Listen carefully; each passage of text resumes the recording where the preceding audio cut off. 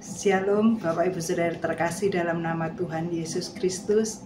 Mimbar Gemar GSJ Peniel Surabaya dan GSJ Anugerah Cabang Kemendung pada hari ini Rabu tanggal 5 November 2025. Bapak Ibu Saudara yang terkasih, kita akan sama-sama mendapat berkat Tuhan dari jadwal kita hari ini Lukas pasal yang ke-11. Lukas pasal yang ke-11, bacaan kita pagi ini dari ayat 1 sampai ayat yang ke-13. Ayat 1 sampai yang ke-13. Terlebih dahulu kita akan baca ayat 1 sampai yang ke-4. Judul perikopnya adalah hal berdoa. Ayat 1, pada suatu kali Yesus sedang berdoa di salah satu tempat. Ketika ia berhenti berdoa, berkatalah seorang dari murid-muridnya kepadanya, Tuhan, ajarkanlah kami berdoa sama seperti yang diajarkan Yohanes kepada murid-muridnya.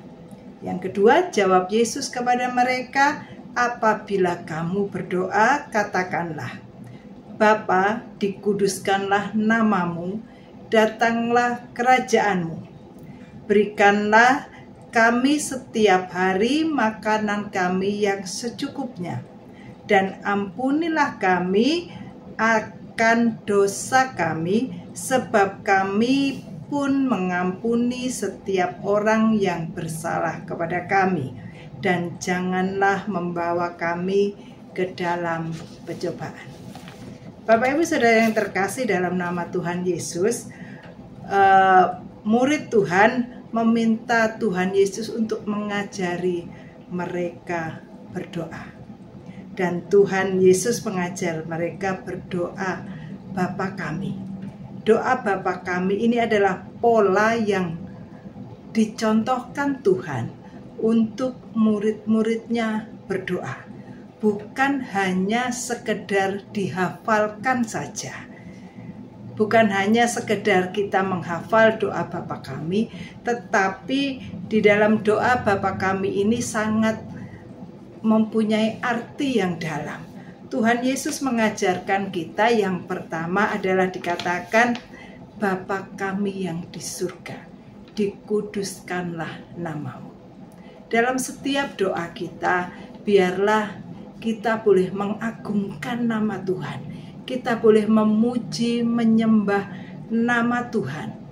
Allah Bapa kita yang di surga, Allah yang kudus, Allah yang memiliki segala sesuatu, Allah yang maha kuasa, Allah yang maha kasih, Allah yang maha pengampun.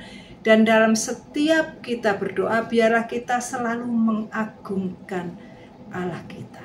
Kita menyadari kita butuh Tuhan. Kita berdoa karena kita tidak mampu berjalan sendiri.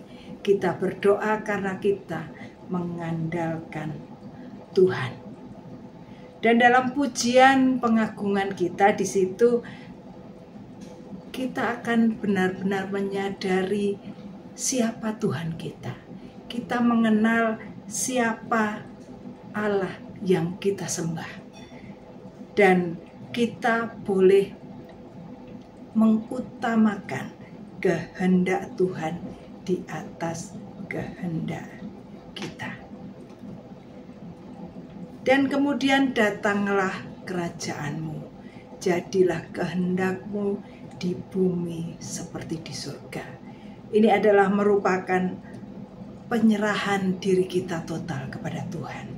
Tuhan, mari Engkau hadir dalam kehidupan kami.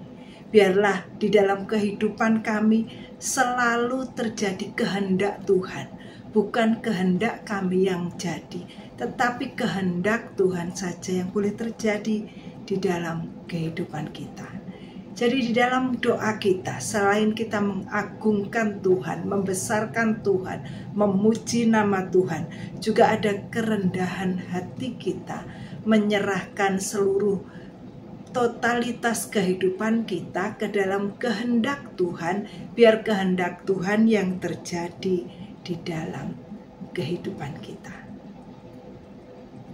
Dan kemudian berikanlah kepada kami makanan kami secukupnya, ampunilah segala pelanggaran kami seperti kami juga mengampuni orang lain, dan seterusnya.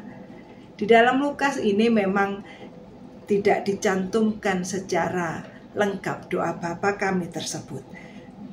Di sini kita juga sama-sama boleh melihat bahwa kita memiliki keyakinan penuh akan pemeliharaan Tuhan. Kita menaruh pengharapan kita sepenuhnya kepada Tuhan. Bahwa kita hidup sampai saat ini semua karena pemeliharaan Tuhan semata-mata. Dan di dalam doa kita benar-benar menyerahkan total kehidupan kita.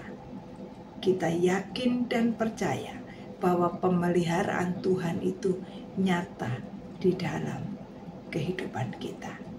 Jadi Bapak Ibu yang terkasih di dalam nama Tuhan Yesus Kristus, doa Bapa kami ini menjadi pola yang Tuhan ajarkan, supaya setiap kali kita berdoa kita mengagungkan Tuhan, kita mengakui kedaulatan Tuhan di dalam kehidupan kita, dan kita mau merendahkan diri kita, menyerahkan seluruh hidup kita dalam kontrol Tuhan, dan tetap berharap, tetap percaya bahwa pemeliharaan Tuhan, kuasa Tuhan tidak pernah terbatas di dalam kehidupan kita.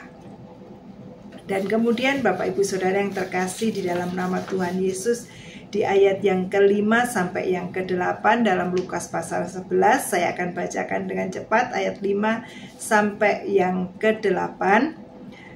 Di situ ada perumpamaan tentang sahabat, seorang sahabat yang direpoti oleh sahabatnya di tengah malam. Ayat yang ke-5, lalu katanya kepada mereka, jika seorang di antara kamu pada tengah malam pergi ke rumah seorang sahabatnya dan berkata kepadanya, saudara, pinjamkanlah kepadaku 3 roti, sebab seorang sahabatku yang sedang berada dalam perjalanan singgah di rumahku, dan aku tidak mempunyai apa-apa untuk dihidangkan kepadanya.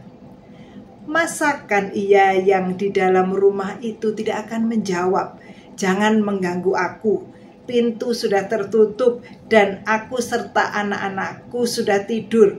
Aku tidak dapat bangun dan memberikannya kepada saudara.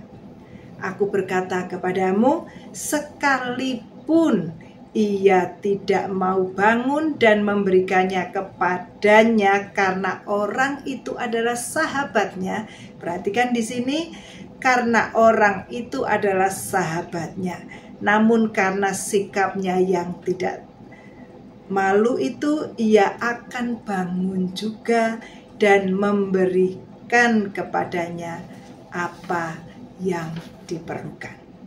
Jadi Bapak Ibu Saudara, di sini ada satu perumpamaan tentang persahabatan. Setiap kita pasti mempunyai sahabat, dan sahabat itu lebih daripada teman. Di saat kita sedih, sahabat kita akan mengerti kita.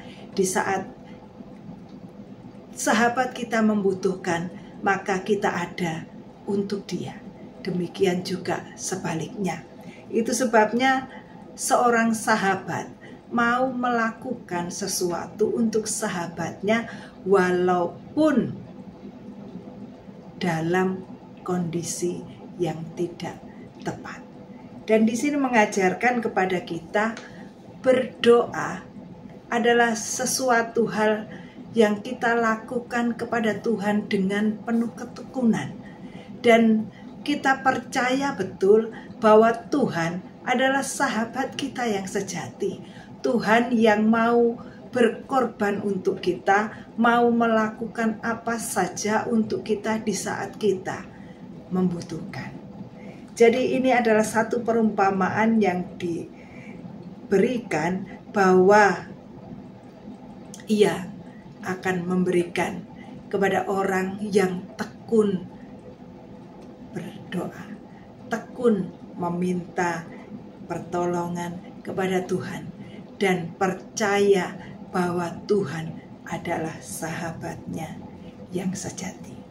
Kemudian di dalam ayat 9 sampai yang ke-10, oleh karena itu aku berkata kepadamu, mintalah maka akan diberikan kepadamu, carilah maka kamu akan mendapat, ketoklah maka pintu akan dibukakan bagimu.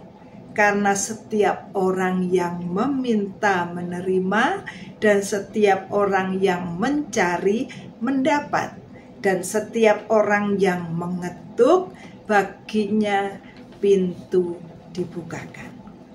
Bapak, Ibu, Saudara yang terkasih, Tuhan Allah yang mengerti. Tuhan mengerti setiap kebutuhan kita. Tanpa kita berbicara, tanpa kita mengatakan, Tuhan mengerti akan kebutuhan kita. Tetapi Tuhan rindu satu komunikasi yang terjalin antara kita dengan Tuhan. Itu sebabnya Tuhan ingin kita berdoa. Kita meminta kepada Tuhan apa yang kita butuhkan, apa yang kita perlukan.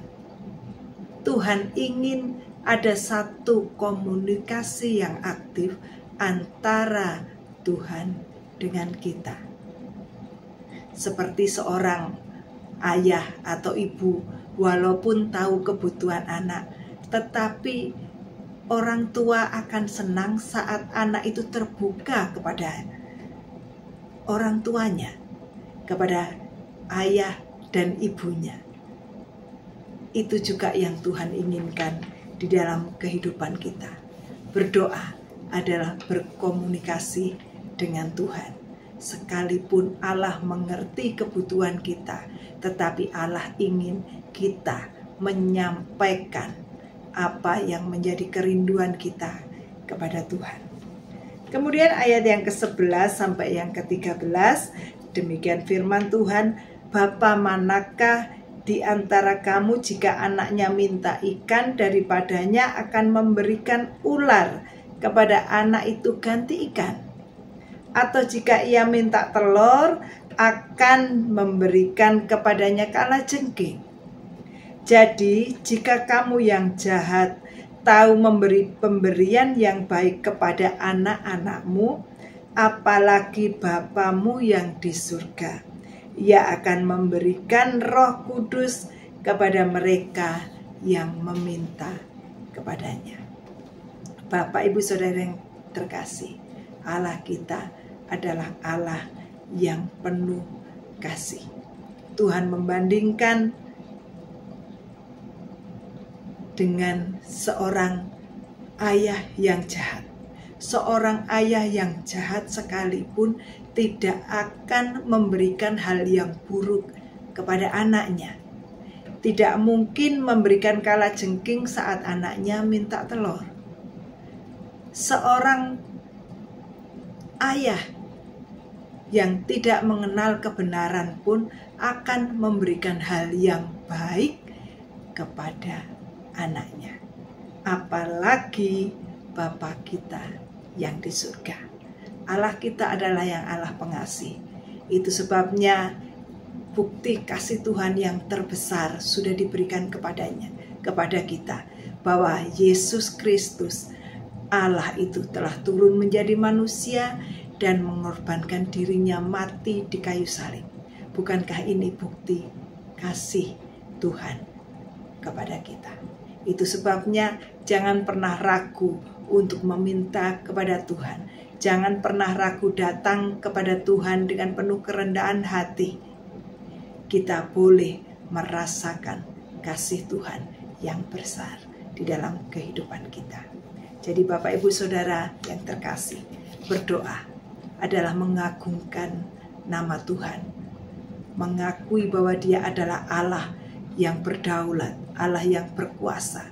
Dan kita merendahkan diri kita kepada Tuhan, menyerahkan seluruh kehidupan kita ke dalam kedaulatan Tuhan, dan tetap percaya kepada Tuhan Allah kita, Allah yang berkuasa, yang selalu memelihara kehidupan kita, dan Allah yang penuh kasih, yang memberikan yang terbaik bagi setiap kita. Mari, jangan pernah kendor berdoa. Apapun kondisi keadaan kita mempunyai Allah yang rindu selalu berkomunikasi dengan kita di dalam doa. Mari kita berdoa. Kami mengucap syukur untuk kebenaran firman Tuhan pagi hari ini. Biarlah Tuhan, kami selalu meluangkan waktu kami, menyiapkan waktu khusus kami untuk kami berkomunikasi kepada Tuhan. Kami boleh mengagungkan nama Tuhan, kami boleh menyerahkan seluruh kehidupan kami ke dalam kedaulatan Tuhan. Karena kami yakin dan percaya Allah kami adalah Allah yang berkuasa, Allah yang peduli, Allah yang memelihara kami, dan Allah yang penuh kasih, yang memberikan yang terbaik bagi kami. Terima kasih Tuhan. Terpujilah nama Tuhan. Biarlah hadirat Tuhan terus ada di dalam setiap kami, dimanapun kami berada. Kami boleh tetap merasakan kasih Tuhan, pemeliharaan Tuhan, dan kuasa Tuhan. Di dalam nama Tuhan Yesus, haleluya, amin. Bapak Ibu Saudara yang terkasih, selamat beraktivitas. Jangan lupa mulai hari Bapak Ibu Saudara di dalam doa. Tuhan Yesus menyertai, dan salam bergemar.